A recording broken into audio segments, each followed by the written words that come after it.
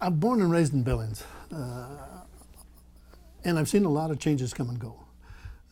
And I like giving back to the community, and that was one of my biggest deals why I ran for city council. And having lived on the south side all my life, we always get the poor rap on the south side. I don't care who you talk to, and we still end up, in today's deal, people always saying, oh, don't go across the railroad tracks. That's a bad part of town. And it's not.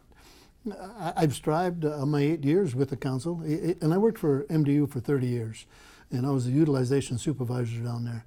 And my serviceman would even say, you know, Jim, put me on the south side. The people are more friendly down there.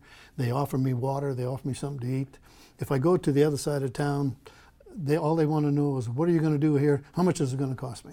And we fixed furnaces all over town, different parts and everything else. So I always thought, you know, I look at it as being born and raised here. I like giving back to my community. This has been good to me. It's been good to my family. I got 3 kids, all graduated from college. They all live here and work here. I appreciate that greatly. They don't have to leave to go someplace else. My dad worked for the city for 21 years, and he's the one that got me started. I thought, you know, this is pretty doggone good. The city's been good to us. When we had the barn on South 28th Street where the old Maverick fire station was, my dad bought the house where I still live in today at 820 South 28th, and he would just walk to work and go from there. And I thought, you know, this is pretty good. And he didn't like it when they moved clear out there on industrial deal out there, so he had to drive out there and waste gas, but it was still pretty good. But on the 8 years of being a city council, I've looked at it, and like I said, having been born and raised on the south side, and everybody I've talked to, a lot of the people, you know, what we used to have on the south side, we've lost. And I'll go back to when we had Skid Row down there. We had all the bars in town down there. It was a great living. We could hit them bars. I learned to shine shoes down there, sell papers. It was good. And then somebody dumber than me said, well, you know, we can't have all these bars in one place. We got to move them out. That kind of dropped us. We were still good, but everybody would come to the south side. When we used to have Western Day parades, we'd block off 28th Street all the way to 27th, all on Minnesota Avenue, and we would party from 4 o'clock in the afternoon till Sunday evening, you know, and it was cool. People would come from all over. And Billings was a lot. To me, Billings was more active then than it is now. But, you know, we didn't have the restrictions that we got now. You can't do this, you can't do that. And those days we were kind of wide open. We did things there that some people didn't like and stuff, but it was cool. We kept going. But to come back to why I like to run is I've learned in the 8 years, if we don't communicate with our people, we don't really know what's going on. And I feel with the county, I told them that all along, that you guys don't have enough open communication, even partnering with the city and doing some of the projects that we've got. If we would make it together, I think we could build our city a lot stronger. I really do. The county is for the county on this side of the road, the city's on this side of the road. There's some intermingling, but not enough. And in all the 8 years I was on there, I always had to, and I run with Commissioner Kennedy a lot. We do a lot of things for the community together. And like I've always told him, I said, you know, in the 8 years of the council, I've only seen you there, Bill, maybe 3 times. I've never seen Mr. Osland came once, nothing against him, he's only came once. Mr. Reno, I've never seen there. And I said, so you guys don't really know what's happening within the city? And they said, well, we watch TV. Well, you don't learn to watch by watching TV. You don't learn a lot from reading the paper. But it's there. And if you don't have that open communication and visiting every day with something that's going on, I think you miss a lot. There's a lot of upgrading to be doing on both sides. You know, our biggest deal was when we had the chance to get the federal building over here. The city wanted it. We thought we could do a combination of county and city. And to me, I thought that was the greatest idea, one of the greatest ideas we've had in a long time. But then with the asbestos deal coming up, we couldn't do it anymore, and it's still sitting idle today. I know somebody's got it trying to rent it out and they can't do it. But they didn't really want to do that. And it's still hard for me to understand why. So I think I thought if I could try to run for county commissioner, we could get some more open communication, being able to partnership with the city on some new ideas and facilities that we both need, that we could both use. You know, right now the city has one of the biggest issues they're pushing now is the transient problem, which a lot of you people know that's happening right here downtown. Is it going to move it to the south side, going to cure it? No, it's not. And the city's pushing for that. And I keep fighting them, and I said, that's not fair to the residents of the south side.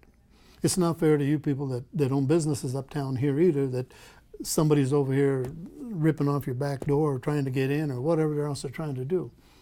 And when I talked to the chief of police about it, you know, he says, well, Jim, you know, they got as much rights as you and I.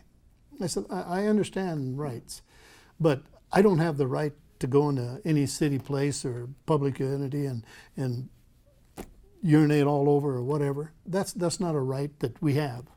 And he said, well, you know, it costs us $58 and some cents to lock them up. We don't have the funding. Well, if you keep letting me do something, I'm going to keep doing it. But if you slap my hands and get some forcibility behind it, I'm not going to do it again. But generally, it's the same people that are doing the same thing. We all know them. They know them by name. They know what they do. They know where they hang out. You know, and so it's not fair. If I was a business owner uptown, it's not fair that I have to kick somebody off my front doorstep every morning or whatever. We've got to have some enforcement someplace to say enough is enough, and how do we cure it? I don't know. It's a tough decision. All I know is that moving it from one side of town to the other is not going to cure the problem. It's a community problem. It's not a one-sided problem. So we've got to work together with the county and the city to be able to find something to be able to cure these people that got these problems. Shipping them back from where they came from, maybe that's an option. I don't know. But you know, Billings is getting bigger and bigger. We offer more of these services, and that's why a lot of your little outstanding communities give them a one-way ticket to Billings, because they don't have the services and they don't want to be bothered with them. And I understand that.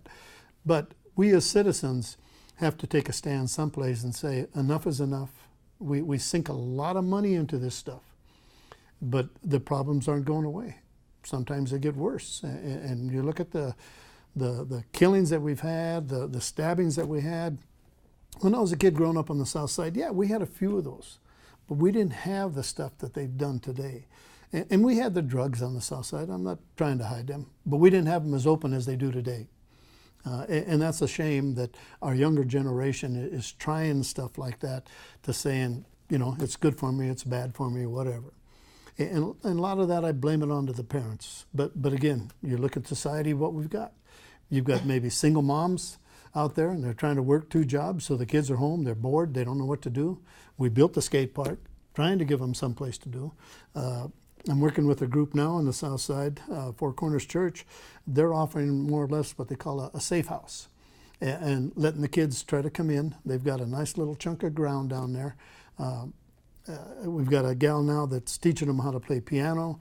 We're trying to find somebody that's got some talent in art to show the kids, hey, this is what we're doing here. If you want to learn to draw or art, come on in. Friendship House does a great deal down there. But there's not enough of these facilities in other sides of town. I guess people don't think that the West End needs them. The Heights think they don't need them. Everybody needs it on the south side. Well, that's not true. We need it all over, so groups of people need to come and share our thoughts and ideas. I look at the Boys and Girls Club with Brian down there. They moved to the Heights, they moved in Lockwood. Look how many kids that we've got going to those facilities now. It's great. You know, the Boys and Girls Club started when and I belong to that, when I call him MOKE, when Gordon Eldridge had it on the south side, 1st Avenue South and 28th, the only international building. My kids went there on the weekend. I took them up every Friday and Saturday. They enjoyed it. I do a lot of hunting. I used to cook venison for them. We used to have all kinds of deals with Gordon up there, just to keep the kids active. And in those days, when he first started that facility down there, it was tough because we had African American, American natives, Mexicans, Anglos, so we all didn't get along. We'd always bump shoulders and fight with each other, but he straightened us out. you know, and we did good. My kids did good, and the rest of the kids there, they all come back and they say, geez, I remember we had the Boys and Girls Club. It was the boys clubs then. We didn't have girls in it though. We didn't discriminate. Alberta Bears just said, you got her. serve the You girls got her. too, didn't That's you? right. Yep. And they did. And they did.